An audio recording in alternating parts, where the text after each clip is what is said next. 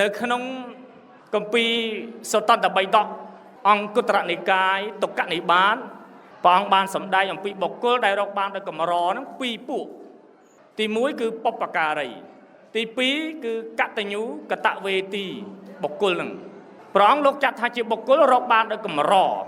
ញោមឆ្ងល់ទេមិនថារកបានដោយកម្របើឃើញពេញតែផែនដីមែនទេញោមបុព្វការីយ៉ាងម៉េចហើយកតញ្ញូកតវេទីបុគ្គលហ្នឹងយ៉ាងម៉េចញោមប្រហែលជាយល់ខ្លះហើយញោមហ៎បុព្វការីនេះគឺសំដៅលើបុគ្គលដែលបានធ្វើឧបការៈគុណធ្វើអំពើល្អណាមួយណាព្រោះដល់បុគ្គលណាម្នាក់អាហ្នឹងគេចាត់ថាជាបុព្វការីដូចជាមេដាបិតាហ្នឹងគឺជាបុព្វការីនៃកូនប្រុសស្រីហ្នឹងលោកចាត់ថាជាបុព្វការីណាញោមណាមេដាបិតាណាពីព្រោះមេដាបិតាហ្នឹងគឺបានទំនុកបំរុងបានចិញ្ចឹមបីបាច់ថែទាំនៅកូនប្រុសស្រីណាញោមតាំងពីក្នុងផ្ទៃមកចាប់ដើមណាញោមមិនអញ្ចឹងហ៎ព្រោះចាប់ដើមខ្វល់ខ្វាយណាធ្លាប់អេរិយាបថទម្លាប់ដើរលឿនឬក៏កលិចកលេងយ៉ាងណាសម្រាប់ដេកដំណេកយ៉ាងណាត្រូវដូរអេរិយាបថការពារពេលដឹងថាកូនមានក្នុងផ្ទៃហើយគឺចាប់ដើមដូរអេរិយាបថកែប្រែទម្លាប់ណាញោមណាខ្លាចប៉ះពាល់ដល់ទីរក់ក្នុងផ្ទៃហ្នឹងមេដាហើយបិតាចាប់ដើមខំប្រឹងប្រែងឬដល់មានភរិយាមានផ្ទៃពោះហ្នឹងសប្បាយខិតគប់ប្រឹងទៅធ្វើការងារលេងគិតខ្លាចងឿយហត់លំបាកយ៉ាងណាចេះទៅញោមទៅលីសៃទៅកោះយ៉ាងណាក៏ខំដើម្បីទំនុកបំរុងដល់កូនហ្នឹងឯងអញ្ចឹងបានលោកថាចាត់ថាជាបុព្វការីពីព្រោះមេដាបិតាហ្នឹងបានធ្វើអំពើនេះក៏ដល់ល្អនេះប្រកបដោយព្រមវិហារធម៌នេះដល់កូនតាំងពីក្នុងផ្ទៃមករហូតដល់ប្រសូតចេញមកសម្រាលមកហើយថែទាំរហូតទោះបីជាកូននឹងរៀបសំគុំឲ្យមានគូសកលយ៉ាងណាក៏មេដាបិតានៅតែថែទាំថែរក្សាអញ្ចឹងគ្រូឧបជាយាចាក៏ចាត់ថាជាបុព្វការីនៃអន្តេវាសិកគឺកូនសិស្សទាំងឡាយខ្ញុំណាគ្រូបង្រៀនក្តីឧបជាក្តីដោយបដិបគុណអនន្តធេរោហះអ៊ីលោកជាឧបជារបស់អាត្មាជាបុព្វការីរបស់កូនសិស្សទាំងឡាយលោកម្ចាស់គ្រប់ព្រះអង្គនៅអង្គក៏សិតតែជាអន្តេវាសិកជាកូនសិស្សអញ្ចឹងលោកជាបុព្វការីពីព្រោះលោកបានគ្រប់គ្រងក៏បានផ្ដល់នៅឱវាទបានទូមានព្រានប្រដៅឲ្យសិស្សទាំងឡាយហ្នឹងគឺថាត្រូវតែខិតខំប្រឹងប្រែងសិក្សារៀនសូត្រខំប្រតិបត្តិរក្សាត្រត្រង់នៅព្រះពុទ្ធសាសនាគុតគង់សពបែបយ៉ាងទាំងអស់ហើយអាត្មាឮមកឥឡូវដេចគុណឮថាធ្វើចុងភៅទៀត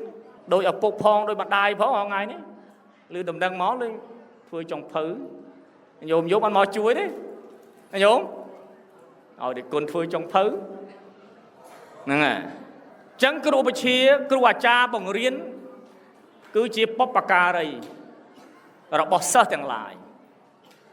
ព្រះរាជាឬក៏អ្នកគ្រប់គ្រងញោមណាក៏លោកចាត់ថាជាបុព្វការីនៃប្រជាបរិស័ទ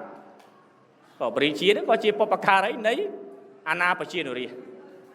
ពីព្រោះព្រះរាជាគ្រប់គ្រងនៅផែនដីនេះហើយមិនបានលោកចាត់ថាជាកម្រទៀតណាកម្រហ្នឹងគឺវាមានហេតុដែលក្រនោះចាត់ថាបញ្ជាក់បន្តទៅទៀតព្រះសម្មាសម្ពុទ្ធក៏ជាបុព្វការីនៃពុទ្ធបរិស័ទនិយាយជារួមឲ្យតែបុគ្គលណាមួយតែបានធ្វើអំពើល្អអំពើណាមួយដល់យើងធ្លាប់សង្គ្រោះធ្លាប់ថែរក្សាធ្លាប់ទូមានព្រានប្រដៅឲ្យសំបីតែស្លាមួយម៉ាត់ហ្នឹងក៏ចាត់ថាជាបុព្វការីដែរឃើញណាជួយសង្គ្រោះក្នុងគ្រាណាមួយក៏ដោយធ្វើអំពើល្អណាមួយបន្តិចបន្តួចក៏ដោយត្រូវចាត់ថាបុគ្គលនេះជាបុព្វការីដែរបុព្វបុរសខ្មែរពីសម័យមុនដែលលោកបានពលីជីវិតការពារនៅទឹកដីមាតុភូមិលះបង់ខំកសាងនៅប្រាង្គប្រាសាទទីសក្ការៈបច្ចេកដីប្រាង្គប្រាសាទនានាខំពលីជីវិតការពារទឹកដី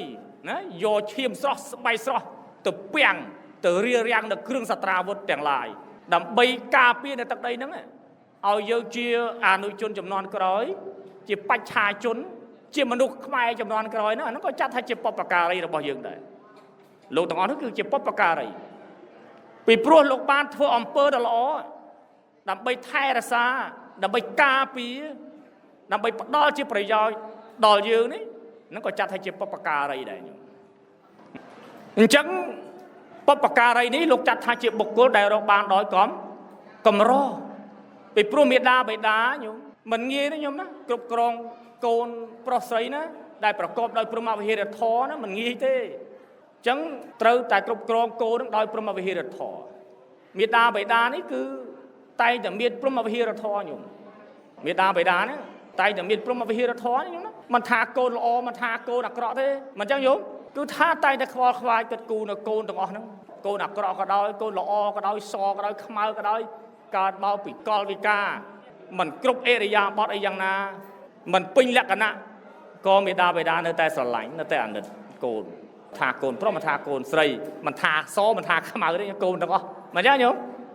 គឺតែងតែចិញ្ចឹមបីបាច់ថែរក្សាឲ្យរស់រានមានជីវិតកាលណាបើបុគ្គលណាមួយធ្វើអំពើដ៏ល្អរបស់ដល់ខ្លួនយើងចឹងយើងត្រូវមានធម៌កតញ្ញូកតវេទីកតញ្ញូមានថាដឹងគុណណាញោមណាដឹងនៅឧបការៈដឹងនៅអំពើល្អដែលគេធ្វើដល់ខ្លួននេះយើងធ្វើវិញបើកតវេទីថាធ្វើតបវិញបើដឹងហើយធ្វើតបនឹងបានលោកហៅថាកតញ្ញូកតវេទីបើកុំគ្រាន់តែដឹងណាញោមគាត់ដឹងកតញ្ញូ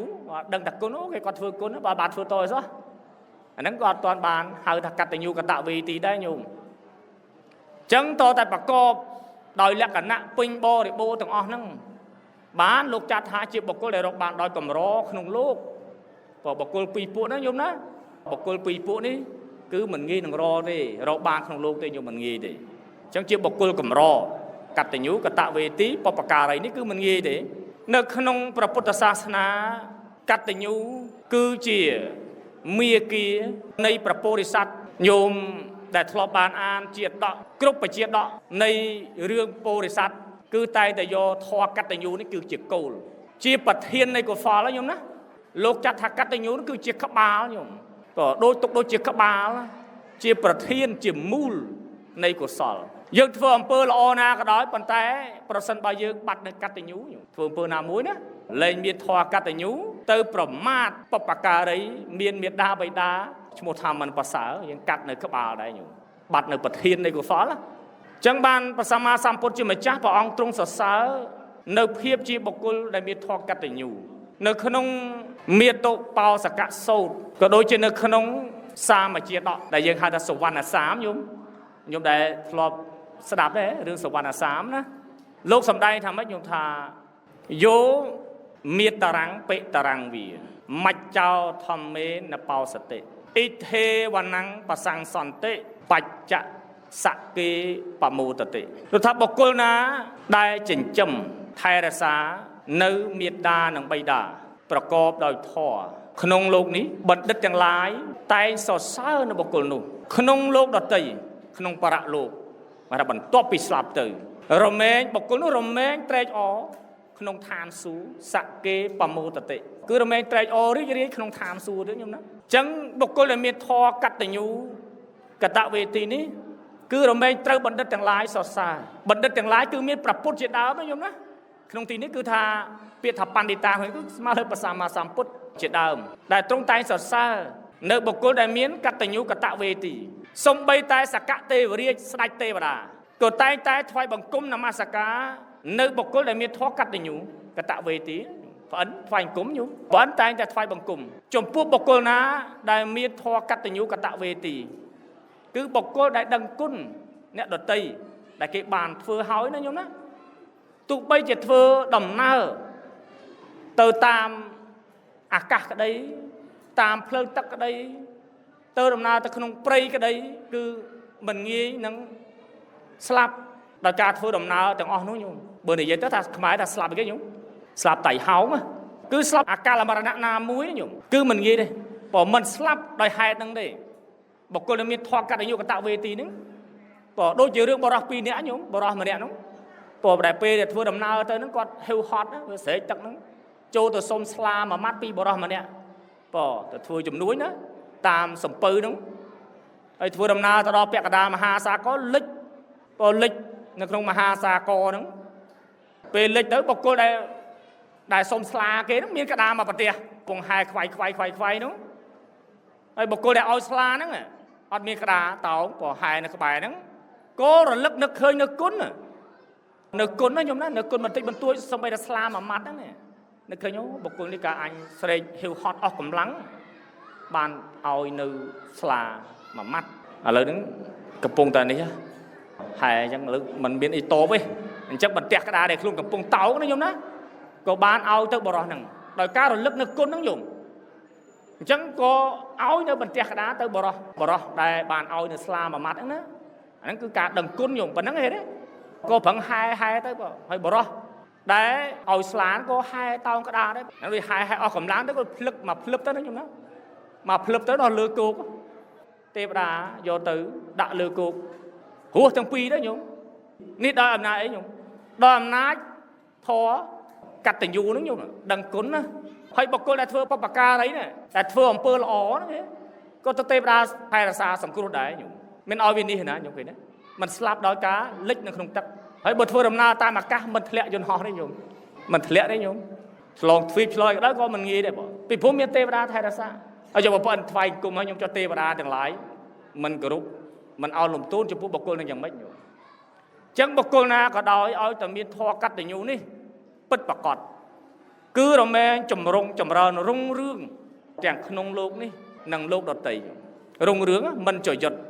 លោកថាមិនចយុទ្ធណាញោមមិនស្យុតគឺរមែងមិនវិនិច្ឆ័យសាបសូន្យចាកគុណទាំងឡាយផ្ទុយទៅវិញ